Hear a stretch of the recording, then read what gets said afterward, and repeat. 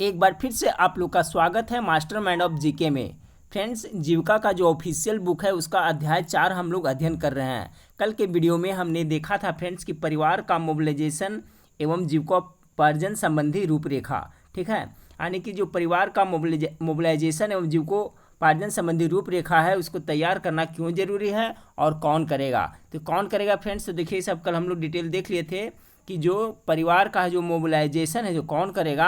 तो यहाँ पर देखिए लिखा हुआ है कि सामुदायिक साधन सेवी सीआरपी के सहयोग से सामुदायिक समन्वयक ये है जो परिवारों का मोबिलाइजेशन एवं जीवोपार्जन संबंधी रूपरेखा तैयार करेंगे। देखिए फ्रेंड्स, ये सब है जो प्रोसेस हो रहा है। तो क्यों हो रहा है, तो किसके लिए, तो SHG, ठीक है ना, स्वयं सहायता समूह गठन करने के पहले आपको ये सब करना होगा।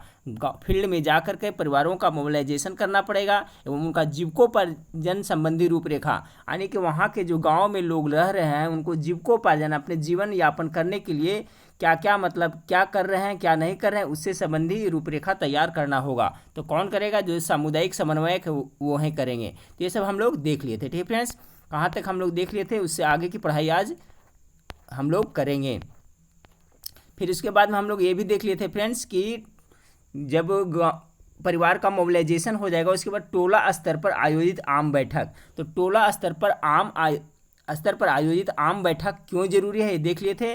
और ये आम बैठक कौन करवाएगा फ्रेंड्स, तो ये भी हम लोग देख लिए थे कि पुराने समूह के प्रतिनिधियों के साथ जो सामुदायिक समन्वयक हैं वही है जो टोला स्तर पर आम बैठक का आयोजन करवाएंगे। तो ये हम लोग कल देख चुके थे। इसके आगे की पढ़ाई करते हैं फ्रेंड्स। जब आपका ये हो जाएगा फ्रेंड्स कि टोला स्तर पर आयोजित आम बैठक हो जाएगा, उसके बाद देखिए क्या है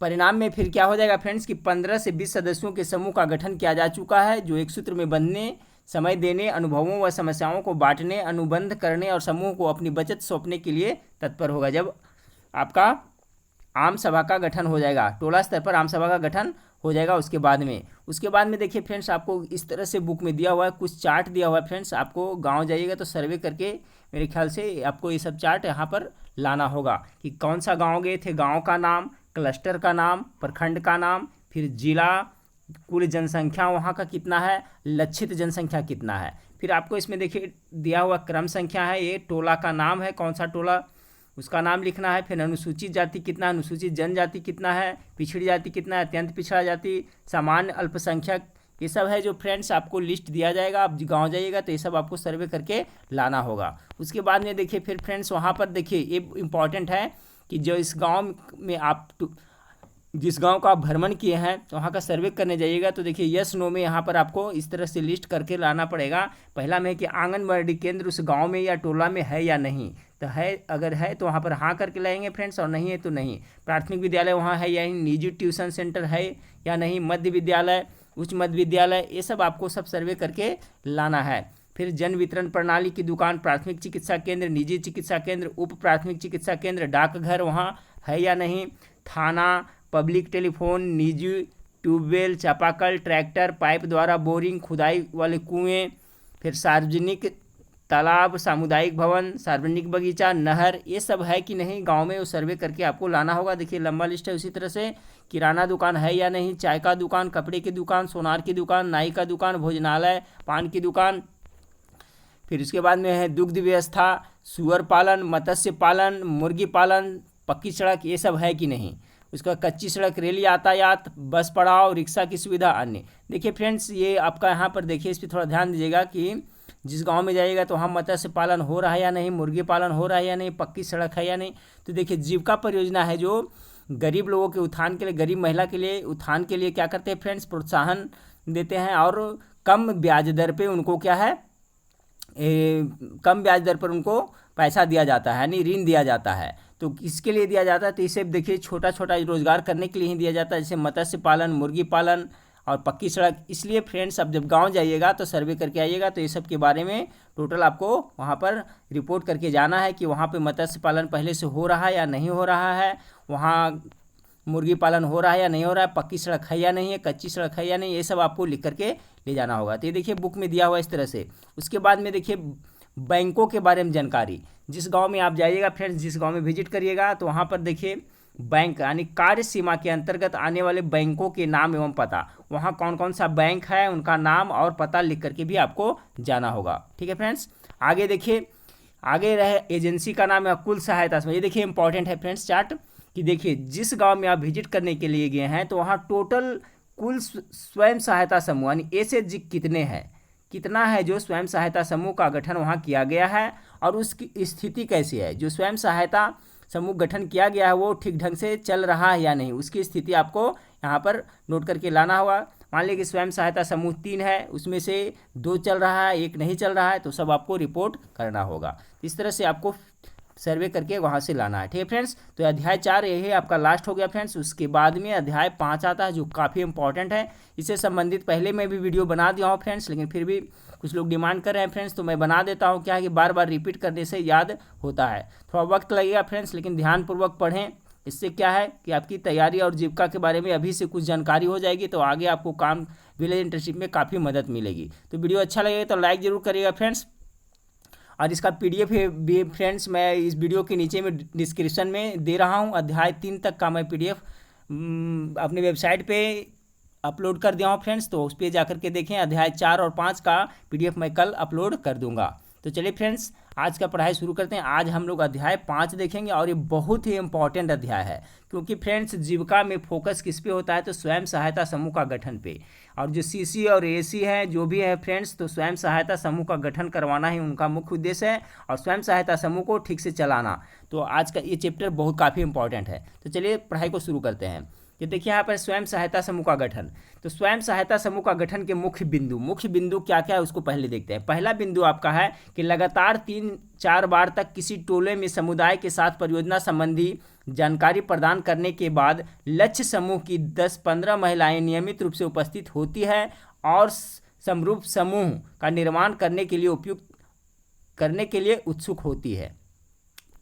दूसरा में है कि महत्वपूर्ण व्यक्तियों, नेताओं, पंचायत प्रतिनिधियों और मुखिया समेत गांव के प्रतिष्ठित लोग परियोजना के कार्यों के प्रति रुचि दिखाते हैं या कम से कम इसके प्रति कोई विरोध प्रतिरोध प्रदर्शित नहीं करते हैं।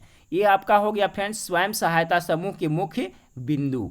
ठीक है, उसके बाद में है समूह गठन का आरंभ। अब किस तरह से समूह का गठन आरंभ करेंगे, देखिए फ्रेंड्स हम लोग शुरू से देखते आ रहे हैं। जो आपका कॉम है, ये जो कॉम है कम्युनिटी ऑपरेशनल मैनुअल, जो जीविका द्वारा बनाया गया मार्गदर्शिका है, उसी के अनुसार से हम लोग पढ़ते आ रहे हैं शुरू से।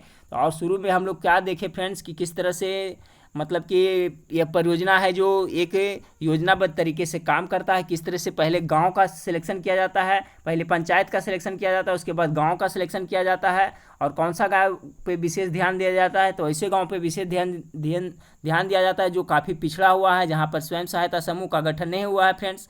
ठीक है, ये सब हम शुरू से देखते आ रहे हैं। तो अभी हम लोग ने देखे स्वयं सहायता समूह गठन के मुख्य बिंदु क्या है, तो 2 बिंदु इसमें मुख्य रूप से था फ्रेंड्स। उसके बाद में है आपका समूह गठन का आरंभ। किस तरह से समूह का गठन का आरंभ होगा उसको लोग देखते हैं। देखिए इसमें लिखा हुआ है कि कौन लोग स्वयं सहायता समूह के सदस्य बन सकते हैं। देखिए काफ़ी इंपॉर्टेंट है। ठीक है फ्रेंड्स, कि जो स्वयं सहायता समूह आप लोग गठन करेंगे तो उसका कौन लोग उसका सदस्य बन सकते हैं और कौन नहीं बन सकते हैं। तो देखिए स्वयं सहायता समूह का सदस्य बनने के लिए निम्नलिखित बातों को ध्यान में रखना आवश्यक है। काफ़ी इंपॉर्टेंट लाइन है। कौन किन किन बातों को ध्यान दीजिएगा फ्रेंड्स स्वयं सहायता समूह के सदस्य बनाने के लिए। तो क में है कि सबसे गरीब या गरीब परिवारों की महिला सदस्य। देखिए महिला सदस्य पे विशेष ध्यान दिया जाता है। तो जो सबसे गरीब परिवार है उसके महिला सदस्य हैं वो स्वयं सहायता समूह का सदस्य बनेंगे। परिवार का मतलब एक ऐसी इकाई से है जिसका चूल्हा अलग हो। ठीक है फ्रेंड्स, मान लिया जाए कि किसी परिवार में 4 भाई हैं और सबका खाना अलग अलग बन रहा है। तो 4 भाई हैं लेकिन चूल्हा अलग है, तो इसका मतलब जिस एक चूल्हा अलग जल रहा है तो परिवार के अंतर्गत आएंगे। ठीक है, तो यहाँ पर देख सकते हैं कि परिवार का मतलब एक ऐसी इकाई से है जिसका चूल्हा अलग है, जिनका खाना अलग बन रहा है वो भी अलग परिवार के अंतर्गत आएंगे। ये हो गया आपका पहला बिंदु फ्रेंड्स। दूसरा है कि प्रत्येक परिवार में से एक ही महिला स्वयं सहायता समूह का सदस्य बन सकती है जिनकी उम्र 18 से 60 के बीच होनी चाहिए। ये देखिए काफ़ी इंपॉर्टेंट है। मान लिया जाए कि एक परिवार है तो उसमें से एक ही महिला स्वयं सहायता समूह का सदस्य बन सकता है। ऐसा नहीं कि एक परिवार में 3 महिला है तो तीनों सदस्य है, जो तीन महिला हैं तो तीनों स्वयं सहायता समूह का सदस्य बन जाएंगे, एक ही बनेंगे। जिनकी उम्र क्या है फ्रेंड्स, तो 18 से 60 वर्ष के बीच, यानी कि 18 से 59 वर्ष के बीच में जो महिला है वो स्वयं सहायता समूह का सदस्य बन सकते हैं। तीसरा में है कि अपनी स्वेच्छा और समूह के सदस्यों द्वारा निर्धारित नियमित रूप से बचत करने की क्षमता रखती हो। ठीक है फ्रेंड्स, जैसा कि जानते हैं कि बहुत छोटी सी रकम बचत की जाता है, यानी सप्ताह में 10 रुपया का बचत किया जाता है। तो ये हो गया पॉइंट 3 हो गया।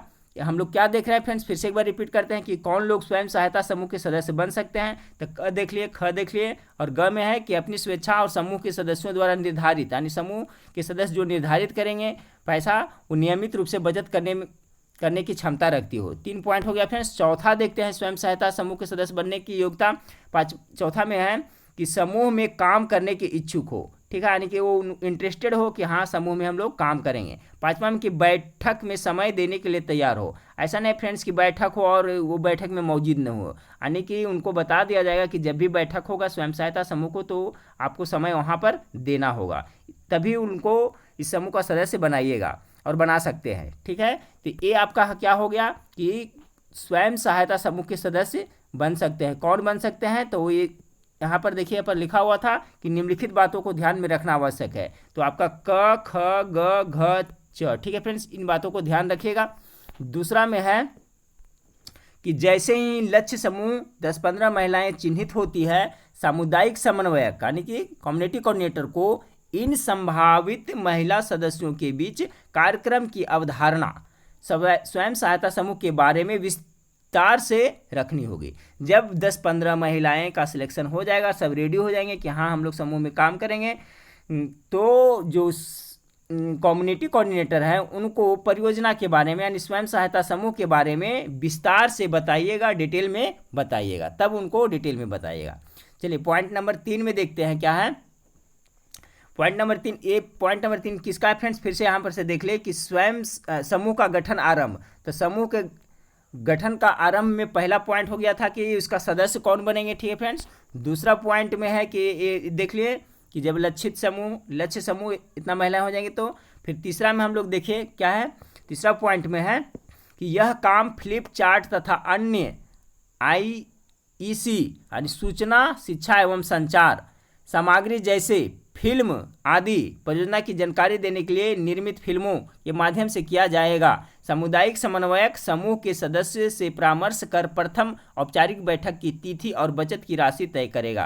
यानी कि उनको जो 10-15 महिलाएं जो चिन्हित कर लेंगे कि ये लोग समूह में जुड़ने को तैयार है, तो उनको आप फ्लिप चैट के माध्यम से और जो इससे संबंधित आपको फिल्म में मतलब कि CD मिलेगा फ्रेंड्स, जिसे आप लैपटॉप में चला करके उनको बता सकते हैं। उसके माध्यम से इनको विस्तार में जानकारी देंगे और उसके बाद में सामुदायिक समन्वयक जो होंगे उस समूह के सदस्यों से परामर्श लेंगे, राय ले लेंगे और प्रथम बैठक, ठीक है, प्रथम औपचारिक बैठक की तिथि और बचत की राशि तय करेंगे कि फलना तारीख को प्रथम बैठक का आयोजन आप लोग को किया जाएगा और इतनी राशि आपको सप्ताह में बचानी है। तब इसके बारे में ये सब काम कौन करेंगे, तो कम्युनिटी कोऑर्डिनेटर करेंगे। ठीक है, तो हम लोग क्या देख रहे हैं, समूह गठन का आरंभ। तो एक पॉइंट, पहला पॉइंट, दूसरा पॉइंट, 3 पॉइंट हम देख लिए फ्रेंड्स। अब देखते हैं ये सब, देखिए इसी के बारे में चौथा पॉइंट देखते हैं कि किस तरह से समूह का गठन हुआ। उसका चौथा पॉइंट यह है कि पहली बैठक के दिन सामुदायिक समन्वयक निम्नलिखित मुद्दों पर चर्चा करने में स्वयं सहायता समूह की मदद करेगी। जो पहली बैठक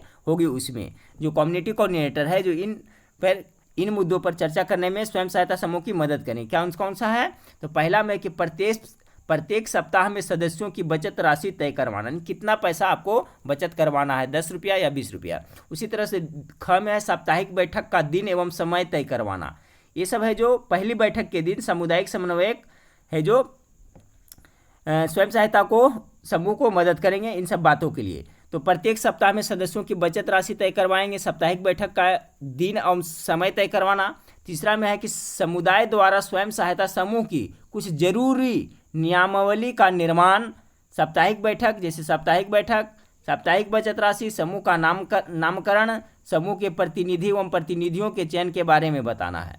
ठीक है, यानी कि समुदाय द्वारा स्वयं सहायता के कुछ नियम फ्रेंड्स, जैसे नियम हो गया आपकी नियम यह हो गया कि बैठक होगा तो क्या होगा, सप्ताह में एक बार बैठक होना है। और बचत है कितना, तो इतना बचत आपको सप्ताह में करना है। समूह का नामकरण है, जैसे समूह का नाम रखा जाता है, जैसे गीता, सीता, कुछ भी समूह का नाम रहता है फ्रेंड्स।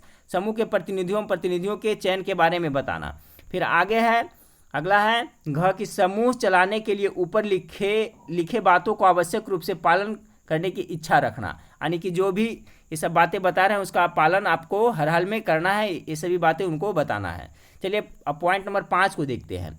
पॉइंट नंबर 5 में है कि सामुदायिक समन्वयक फ्लिप चार्ट और पोस्टर द्वारा सदस्यों को बताएंगे। ये पॉइंट नंबर 5 किसका है फ्रेंड्स? फिर से एक बार रिमाइंड करा देता हूँ कि यह सभी है, जो 5वां पॉइंट है किसका है? तो समूह का, यानी समूह स्वयं सहायता समूह गठन का आरंभ किस तरह से होगा वो पॉइंट में करके दिया है। तो पॉइंट 1 हम लोग देख लिए, पॉइंट 2 देख लिए, 3 देख लिए, पॉइंट 4 देख लिया, अब पॉइंट हम लोग 5 देख रहे हैं। पॉइंट 5 में है कि सामुदायिक समन्वयक फ्लिप चार्ट और पोस्टर द्वारा सदस्यों को बताएंगे। जो सीसी रहेंगे फ्रेंड्स, तो क्या बताएंगे? फ्लिप चार्ट और पोस्टर्स के माध्यम से। वो नीचे दिया हुआ है, कम है कि स्वयं सहायता समूह के सदस्यों की भूमिका, यानी कि स्वयं सहायता समूह है जो सदस्य बने उनकी क्या क्या भूमिका होगी। तो पहला में है कि साप्ताहिक बचत में नियमितता, यानी कि नियमितता होना चाहिए, नियम जरूर होना चाहिए फ्रेंड्स कि प्रत्येक सप्ताह में आपको 10 रुपया बचत करना है तो बचत करना है। 2 में साप्ताहिक बैठकों में नियमित रूप से शामिल होना, यानी कि हर एक बैठक में सभी को शामिल होना जरूरी है, सभी सदस्यों को। तीसरा में है कि सामूहिक निर्णय लेना और उन पर अमल करना, यानी जो भी निर्णय लिया जाएगा सामूहिक रूप से निर्णय लिया जाएगा और उस पर अमल करना है, जो निर्णय लिया जाएगा उसका पालन करना है। चौथा में संयुक्त या सामूहिक कार्यों में पहल करना, ठीक है, संयुक्त यानी सामूहिक कार्य, सब मिल करके जो कार्य होगा उसका पहल करना है। और 5वां में पंचसूत्र के बारे में, तो स्वयं सहायता समूह में पंचसूत्र होता है फ्रेंड्स, उसके बारे में भी सभी सदस्यों को बताएंगे। कौन बताएंगे? तो सामुदायिक समन्वयक बताएंगे। किसके माध्यम से बताएंगे? तो फ्लिप चार्ट के माध्यम और पोस्टर्स के माध्यम से सभी को बताएंगे। पोस्टर और फ्लिप चार्ट का प्रयोग इसलिए किया जाता है फ्रेंड्स कि ग्रामीण महिला जो होते हैं, नीचे तबके के होते हैं, जो गरीब कास्ट के होते हैं, वो शिक्षित नहीं होते हैं, वो पढ़ नहीं लिख सकते हैं, इसलिए उनको समझाने के लिए फ्लिप चार्ट और पोस्टर का प्रयोग किया जाता है। तो 5वां पॉइंट हम लोग देख लिए, स्वयं सहायता समूह गठन का 5वां पॉइंट देख लिए। अब हम लोग 6ठा पॉइंट देखेंगे। ठीक है फ्रेंड्स, देखिए इसी में और है, 5वां ही पॉइंट में और दिया हुआ है फ्रेंड्स, क और ख करके दिया हुआ है। तो 5वां पॉइंट का हम लोग क देख लिए, और पॉइंट ख में क्या है? देखिए ख में है आपका कि साप्ताहिक बैठक एवं बचत की कार्य प्रणाली एवं प्रक्रियाएं। ठीक है, जो साप्ताहिक बैठक होगा एवं बचत की कार्य प्रणाली की प्रक्रियाएं, क्या क्या प्रक्रिया उसके बारे में दिया हुआ है। तो देखिए यहाँ पर दिया हुआ है आपका, स्वयं सहायता समूह अपनी नियमित साप्ताहिक बैठक तथा बचत जारी रखेगा। ठीक है, स्वयं सहायता समूह जिसका निर्माण करवा रहे हैं आप, तो जो वो है क्या? नियमित साप्ताहिक बैठक जरूरी है और बचत जारी रखेगा यदि सीसी या सीएम, सीसी मतलब हो गया कम्युनिटी कोऑर्डिनेटर फ्रेंड्स, और सीएम के बारे में भी बता दिए थे, कम्युनिटी मोबिलाइजर। सीएम का फुल फॉर्म क्या होता है? Community mobiliser. किसी कारणवश स्वयं सहायता समूह की साप्ताहिक बैठक में उपस्थित नहीं हो पा रहे हैं, मान लिया कोई कारण है उससे कम्युनिटी कोऑर्डिनेटर और जो कम्युनिटी मोबिलाइजर है वो बैठक में उपस्थित नहीं हो पा रहे हैं, तो इसकी जानकारी स्वयं सहायता समूह को पहले से होनी चाहिए। यानी कि जो गांव में स्वयं सहायता समूह का गठन उसको बता दे, पहले जानकारी दे देना चाहिए कि हाँ इस मीटिंग में जो आपका कम्युनिटी कोऑर्डिनेटर है और जो कम्युनिटी मोबिलाइजर है वो उपस्थित नहीं होंगे। इसकी जानकारी अगर नहीं हो रहे हैं तो जानकारी पहले दे देनी चाहिए, और स्वयं सहायता समूह खुद ही इस बैठक को नियमित रूप से कराएंगे। मान लिया जाए कि आपका सीसी और सीएम अगर जो कहीं गए हुए हैं या तबीयत खराब है, किसी कारणवश बैठक में नहीं भाग ले रहे हैं, तो ऐसा नहीं कि बैठक स्थगित कर दिया जाएगा, बैठक का होना है। बाकी जो स्वयं सहायता के समूह रहेंगे वो खुद है जो बैठक का आयोजन करवाएंगे। ठीक है, इसमें यही बताया गया है। आगे देखते हैं, दूसरा पॉइंट में है फ्रेंड्स कि बैठक समूह सदस्यों के घरों में बारी बारी से आयोजित हो सकती है या किसी सार्वजनिक स्थल पर भी सदस्यों की सहमति से बैठक की जा सकती है। यानी कि जो स्वयं सहायता समूह का बैठक होगा तो आज किसी के घर जो समूह के सदस्य है उनके घर में हुआ, कल दूसरे के घर में हुआ, इस तरह से बारी बारी से सभी के घर में होना चाहिए। ऐसा नहीं कि किसी के एक ही घर में बार बार बैठक होना है। और इसके बाद या तो फिर किसी सार्वजनिक स्थान पे, जैसे कि सामुदायिक भवन है, इस तरह से जो सार्वजनिक स्थान है वहाँ पर भी बैठक हो सकती है, सदस्यों की सहमति से बैठक की जा सकती है। मान लीजिए कि सार्वजनिक स्थल सामुदायिक भवन पर बैठक करवाना है तो उसमें सभी सदस्य अगर उस सहमत हैं तो वहाँ पर बैठक का आयोजन किया जा सकता है। उसके बाद में पॉइंट नंबर 3 में है कि पहले प्रत्येक बैठक में समूह द्वारा चयनित अध्यक्ष बैठक की औपचारिक अध्यक्षता करेंगे।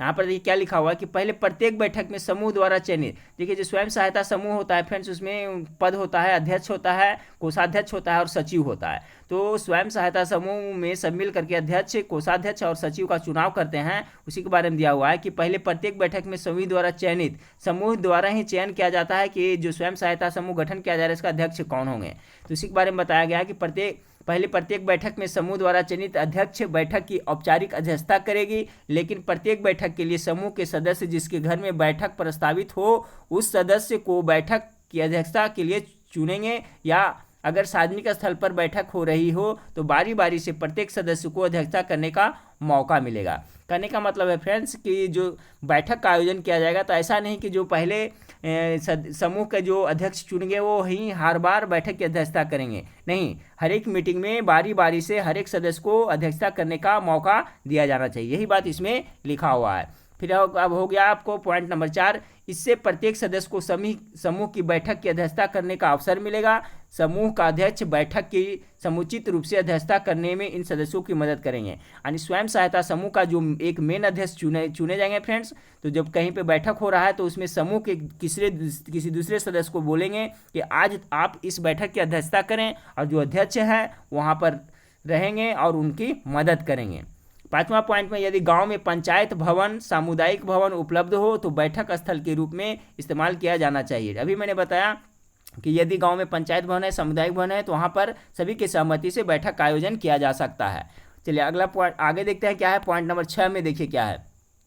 ये सब क्या है फ्रेंड्स, समूह गठन का आरंभ किस तरह से किया जा रहा है, बहुत ही इंपॉर्टेंट है, इसलिए सभी को ध्यान से देखिए। पॉइंट नंबर 6 में है कि सभी लेन देन और खाता बही को प्रत्येक बैठक में ही लिखा जाना चाहिए। ये देखिए बहुत ही इंपॉर्टेंट पॉइंट है। जो स्वयं सहायता समूह का है तो जो भी लेन देन और खाता बही है, जो भी लिखना पढ़ना है, वो समूह में ही बैठक में ही लिखा जाना चाहिए। ऐसा नहीं कि घर पे जाकर के लिखा जाएगा, बैठक में ही सभी प्रक्रिया पूरी हो जानी चाहिए। इस शर्त से में बदलाव नहीं किया जा सकता है। देखिए काफ़ी इंपॉर्टेंट है कि यह शर्त में कभी नहीं बदलाव किया जा सकता है कि जो भी लेन देन है सभी बैठक में किया जाएगा, जहां पर सभी सदस्य, समूह के सभी सदस्य मौजूद रहेंगे, इसमें बदलाव नहीं किया जा सकता है। यह इसलिए भी महत्वपूर्ण है कि सभी सदस्य अवगत हों कि खाता बही में क्या लिखा जा रहा है और बैठक में जो बात उभर कर आई है या जिस पर सामूहिक चर्चा एवं सामूहिक निर्णय लिया गया है उसको वास्तविक रूप से लिखा जा रहा है या नहीं। बैठक में लिए गए निर्णयों एवं खाता बही में दर्ज बातों के प्रति हर सदस्य जवाबदेह होगा। अतएव इस तरह से पारदर्शिता तथा जवाबदेही दोनों उद्देश्य स्थापित होते हैं और अमल में आते हैं। कहने का मतलब फ्रेंड्स बहुत इंपॉर्टेंट पॉइंट है कि सभी लेन देन और खाता बही को प्रत्येक बैठक में लिखा जाना चाहिए। इससे क्या होगा कि पारदर्शिता बने रहेगी फ्रेंड्स, और सभी समूह के सभी सदस्यों के बीच में ये सब लिखा जाएगा तो किसी में कोई कन्फ्यूजन नहीं होगा। चलिए अगला पॉइंट देखते हैं। अब ग में क ख ग हो गया था फ्रेंड्स, अब ग में देखिए क्या है कि प्रतिनिधि यानी कि नेता एवं नेतृत्व। समूह के लिए नियमों के निर्माण और उन्हें अमल में लाने के लिए समूह के सदस्यों को राजी करना बहुत जरूरी है। जो भी सदस्य हैं उनको सबको मिला करके चलना है। इस काम के लिए नेतृत्व क्षमता की बहुत जरूरी है। यानी कोई एक नेतृत्व करने वाला, समूह को नेतृत्व करने वाला एक नेता या प्रतिनिधि होना बहुत जरूरी है। समूह को ऐसे नेतृत्व की तलाश करनी चाहिए जो चर्चा सत्र में मार्गदर्शक और संप्रेषक यानी बाहरी जानकारी को समूह में बताना की भूमिका अदा कर सके तथा आपसी विवादों को सामूहिक रूप से शांतिपूर्ण निपटारा कर सके। प्रायः देखा गया है कि नेतृत्व ऐसी महिलाओं या लोगों के हाथ में चला जाता है जिनकी पहचान पहले से होती है, वे मुखर होते हैं और उनके पास जानकारी होती है। इन बातों को ध्यान में रखते हुए जीविका के अंतर्गत बने समूह को अपने प्रतिनिधि के रूप में गरीब व्यक्ति को प्राथमिकता देनी चाहिए। देखिए इंपॉर्टेंट बात यह लिखा हुआ है फ्रेंड्स कि जब स्वयं सहायता समूह का गठन होगा तो उसका प्रतिनिधित्व करने के लिए कभी कभी ऐसे हाथों में चला जाता है जो पहले से जानकार हैं, तेज तरह है उनके हाथ में। तो आप लोग को ध्यान देना है कि समूह का नेतृत्व गरीब व्यक्ति को देना चाहिए, उनको देने के लिए उनको प्राथमिकता देनी चाहिए और उनके अच्छे प्रतिनिधि बनने में सबका सहयोग करने चाहिए। ठीक है, जो गरीब परिवार है उनको नेता के रूप में चुने, ठीक है, और उनको सब मिलकर के सहयोग करें। सभी समूह के 3 प्रतिनिधि होंगे। अभी मैंने बताया था फ्रेंड्स, पहला क्या होता है, जो स्वयं सहायता समूह होता है उसके कितने प्रतिनिधि होते हैं, तो 3 होते हैं। पहला अध्यक्ष होता है, दूसरा सचिव होता है, तीसरा है जो कोषाध्यक्ष होता है। तो अध्यक्ष जो क्या करता है फ्रेंड्स, बैठक आयोजन करवाता है। और जो सचिव होता है फ्रेंड्स वो रजिस्टर को रखता है, जो रजिस्टर रखता है। और तीसरा कोषाध्यक्ष है जो सामूहिक बचत होता है सप्ताह में वो रखता है। तो ये तीनों बातों आप लोग मैं पहले बार बहुत बार बता चुका हूँ कि स्वयं सहायता समूह के 3 प्रतिनिधित्व होंगे। तो पहला होगा अध्यक्ष हो गया, दूसरा सचिव हो गया, तीसरा कोषाध्यक्ष हो गया। अध्यक्ष है जो बैठक की अध्यक्षता कराएगा, दूसरा है जो सचिव है जो रजिस्टर रखेगा, और तीसरा है जो कोषाध्यक्ष पैसा रखेगा। समूह का प्रयास रहेगा कि प्रथम 2 में से कोई एक प्रतिनिधि सबसे गरीब व उपेक्षित या असुरक्षित सदस्य हो। यानी कि जब स्वयं सहायता समूह बनाया जाएगा फ्रेंड्स, तो जो उपेक्षित परिवार हैं, जो गरीब परिवार है, उन पे विशेष जोर दीजिएगा कि उनको ही अध्यक्ष बनाया जाए। इससे क्या उनका हौसला अफजाई होगा और वो अच्छी तरह से जुड़ेंगे। ऐसे क्या है फ्रेंड्स, इसमें ऐसा भी भेदभाव भी नहीं रहेगा कि हाँ वो छोटा घर से हैं या गरीब घर से हैं या पिछड़ा घर से है, उपेक्षित घर से है, तो उनको अध्यक्ष नहीं बनाना चाहिए। तो इस बात पे विशेष ध्यान दीजिएगा कि जब भी स्वयं सहायता समूह का गठन करिएगा तो अध्यक्ष ऐसे महिला को बनाइएगा जो उपेक्षित परिवार से है, असुरक्षित परिवार से और सबसे गरीब परिवार से है, उनको अध्यक्ष और सचिव बनाने पर जोर दीजिएगा। देखिए यहाँ पर बहुत ही इंपॉर्टेंट बात लिखा हुआ है। उसके बाद आता है फ्रेंड्स आपका खाता बही का रख रखाव। तो खाता बही का रख रखाव किस तरह से किया जाएगा उसके बारे में। खाता बही का सही रख रखाव समूह के संचालन के लिए बहुत ही महत्वपूर्ण है। जो स्वयं सहायता समूह का गठन किया जाएगा तो उसका जो खाता बही है उसका रख रखाव समूह चलाने के लिए बहुत ही इंपॉर्टेंट है। अगर उसमें गड़बड़ होता है फ्रेंड्स तो समूह फिर टूट जाएगा। शुरू में सामुदायिक समन्वयक खाता बही दुरुस्त यानी लेखा जोखा रखने में सहायता कर सकते हैं। जब स्वयं सहायता समूह का गठन किया जाएगा तो शुरू में जो सामुदायिक समन्वयक होंगे, सीसी होंगे, तो जो खाता बही के रख रखाव है दुरुस्त उस रखने में वो मदद करेंगे। लेकिन बाद में स्वयं सहायता समूह को ग्राम स्तर पर कुछ ऐसे व्यक्तियों का चुनाव करना होगा जो सामुदायिक संगठक, ठीक है। देखिए यहाँ पर बहुत इंपॉर्टेंट पॉइंट है कि देखिए स्वयं सहायता समूह का गठन किया जाता है तो तुरंत बाद में सीएम का गठन नहीं किया जाता है, ठीक है। उस बाद में सीएम का गठन किया जाता है। तो पहले क्या है कि खाता बही को रख रखाव के लिए आपको स्वयं सहायता समूह पहले खाता बही को रख रखाव के लिए जो सामुदायिक समन्वयक होंगे वो हेल्प करेंगे। लेकिन फिर यहाँ बताया जा रहा है लेकिन बाद में स्वयं सहायता समूह को ग्राम स्तर पर कुछ ऐसे यानी जो स्वयं सहायता समूह होंगे वो ग्राम स्तर पर कुछ ऐसे व्यक्तियों का चुनाव करेंगे जो सामुदायिक संगठक यानी सीएम के रूप में समूह के लिए कार्य कर सकेंगे। यही सीएम है फ्रेंड्स, सामुदायिक संगठक यानी कम्युनिटी मोबिलाइजर का आप नाम सुने होंगे। फिर सामुदायिक संगठक का काम समूह के लेखा जोखा और खाता बही संभालने में मदद करेगा। ठीक है फ्रेंड्स, तो आप समझ गए होंगे। देखिए स्वयं सहायता समूह के 3 प्रतिनिधित्व होंगे, अध्यक्ष होंगे, सचिव होंगे और कोषाध्यक्ष होंगे। उसके बाद जब स्वयं सहायता समूह सुचारू ढंग से चलने लगा है फ्रेंड्स तो कुछ दिन के बाद में किनका चुनाव होगा, सीएम का चुनाव होगा। यानी कम्युनिटी मोबिलाइजर या हिंदी में इसको कह सकते हैं सामुदायिक संगठक। अब सामुदायिक संगठन का कार्य क्या है यहाँ पर दिया हुआ है। जो सामुदायिक संगठन होगा उनका काम है समूह के लेखा जोखा और खाता बही संभालने में मदद करेगा। आगे है कि गांव में प्रवेश के 3 माह के अंदर सीएम का पहचान कर उन्हें समूह का खाता बही लिखने की जिम्मेवारी के अलावा अन्य जिम्मेदारियों के बारे में भी बताना चाहिए। ठीक है, गांव में प्रवेश यानी कि जब स्वयं सहायता समूह का ऐसा गठन हो जाएगा फ्रेंड्स तो कितना दिन के कह रहा है, तो यहाँ पर 3 माह के अंदर 3 माह के अंदर है जो सीएम का पहचान कर लेना चाहिए, समूह का खाता बही लिखने की जिम्मेदारी के अलावा अन्य जिम्मेदारियों के बारे में भी उन्हें बताना चाहिए। समूह की आत्मनिर्भरता तथा पुष्टिकरण हेतु यह आवश्यक है कि ग्राम स्तर पर समुदाय के लोगों में से एक व्यक्ति समूह के खाता बही लिखने का कार्य करने की पहल करें। तब समझ गए फ्रेंड्स कि 3 महीना के अंदर है जो सीएम का चुनाव हो जाना चाहिए, फिर उनको ये सारी जिम्मेदारियां उनको सौंप दी जाएगी। अब देखिए फ्रेंड्स, तो वीडियो काफ़ी लंबा हो रहा है फ्रेंड्स, तो कल के वीडियो में हम लोग देखेंगे स्वयं सहायता समूह बैठक के लिए मॉडल, आदर्श सूची और आगे की पढ़ाई करेंगे। तो आज हम लोग क्या देखें फ्रेंड्स, एक बार फिर से देख लें, रिपीट कर लें तो आपका कॉन्सेप्ट क्लियर हो जाएगा। आज हम लोग देखें कि समूह गठन का आरंभ। इसके पहले स्वयं सहायता समूह गठन के मुख्य बिंदु एक बार थोड़ा सा समय दें फ्रेंड्स, फिर से देख लें कि स्वयं सहायता समूह का गठन, क्योंकि ये बहुत ही इंपॉर्टेंट है। जीविका में इसी पे फोकस दिया जाता है फ्रेंड्स, स्वयं सहायता समूह पे।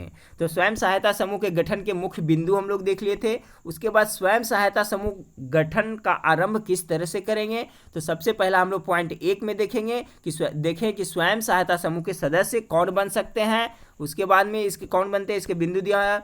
पॉइंट 2 में देखे थे हम लोग क्या फ्रेंड्स कि जैसे ही लक्ष्य समूह की 10-15 महिलाएं चिन्हित हो जाती है तो सामुदायिक समन्वय को इन संभावित महिलाओं सदस्यों के बीच कार्यक्रम की अवधारणा, ठीक है, स्वयं सहायता समूह के बारे में विस्तार से जानकारी देनी होगी। पॉइंट 2 में ये देख लिए।